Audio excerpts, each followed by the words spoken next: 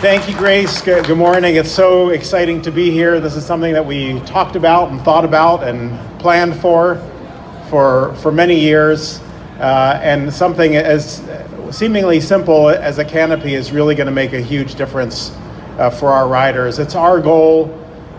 First of all, when you think about the rail system in San Francisco, on the Muni side, it's a huge part of our service. 25% of our ridership is on the rails coming into the Market Street corridor.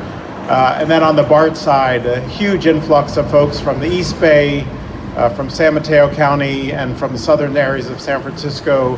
The rail network is a hugely important part of our overall transit system in San Francisco. And so our goal for the riders going into or out of our stations, our joint Muni and BART stations, as well as our other Muni stations along Market Street, is to make sure that experience of going into or out of our stations is safe, is reliable, is even enjoyable. And these canopies are going to be a big part of us being able to achieve that goal for our riders.